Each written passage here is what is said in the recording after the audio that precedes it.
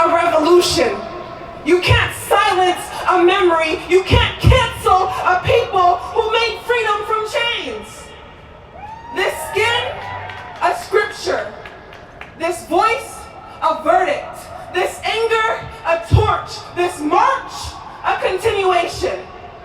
Of James Baldwin, of Ella Baker, of Congressman John Lewis, the man who showed us how to bleed and still believe, who turned a bridge into a battlefield for justice.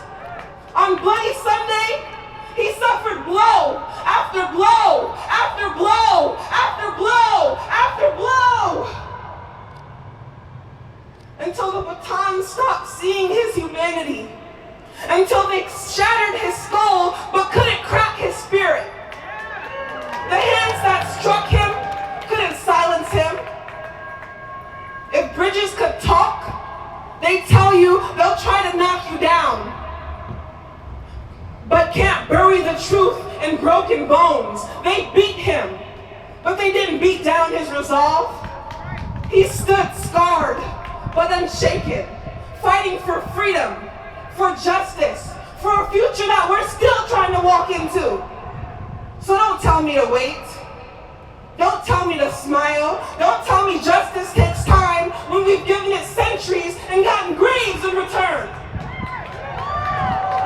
Because I've got marching orders in my blood and fire in my throat, and I promise you, I'm not done getting in good trouble. Not now, not ever. Thank you. As you come and gather around us, please join us in prayer. Join us in building community together in the spirit and the tradition of John Lewis. We will continue to fight and speak truth to power.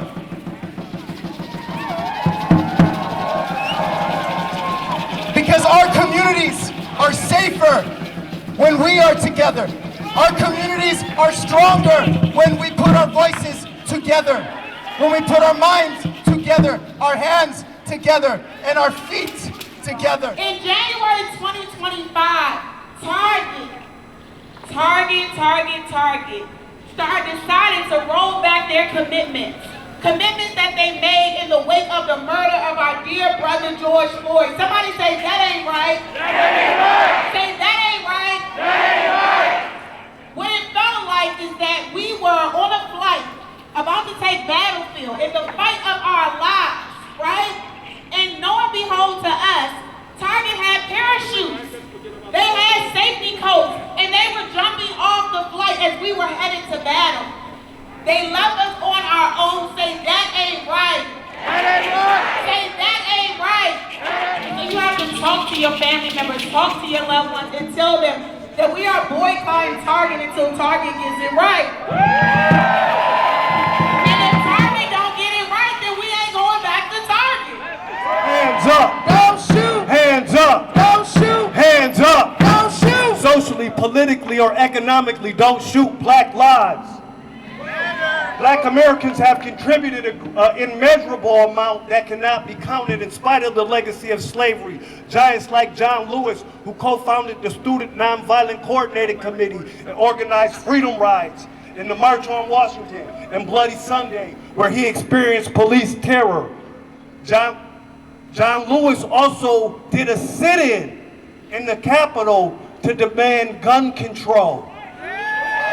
John Lewis demanded gun control, and we need to do a sit-in here in Minnesota and demand gun control because our lawmakers are being targeted and being murdered in their homes. Like Amir Locke was targeted and murdered in his home right here in downtown Minneapolis. Somebody say that ain't right. Black lives, Black lives matter. Black lives matter. Today we stand on the shoulders of John Lewis to demand economic justice and system change via reparations for Black Americans whose ancestors descend from U.S. chattel slavery. Minnesota leads the nations in disparities, in income disparities, and housing disparities, and economic disparities, and health disparities. And Minnesota has a chance with the Minnesota Migration Act reparations bill to be a model for the rest of the country on how to address the United States' enormous racial wealth gap. President and Mrs. Obama, President Clinton, President Carter, I want to thank Bernice King, the King family, and the National Park Service for inviting me here to speak today. When I look out over this diverse crowd and survey the guests on this platform, it seemed to realize what Otis Redding sang about and what Martin Luther King Jr. preached about. This moment in our history has been a long time coming, but a change has come. We are standing here in the shadow of Abraham Lincoln, 150 years after he issued the Emancipation Proclamation, and only 50 years after the historic March on Washington for jobs and freedom. We have come a great distance in this country in the 50 years, but we still have a great distance to go before we fulfill the dream of Martin Luther King Jr. Sometimes I hear people saying nothing has changed, but for someone to grow up the way I grew up in the cotton fields of Alabama, to now be serving in the United States Congress, makes me want to tell them, come and walk in my shoes. Come, walk in the shoes of those who were attacked by police dogs, fire hoses, and nightsticks, arrested and taken to jail. I first came to Washington in the same year that President Barack Obama was born to participate in the Freedom Ride. In 1961, black and white people could not be seated together on a Greyhound bus.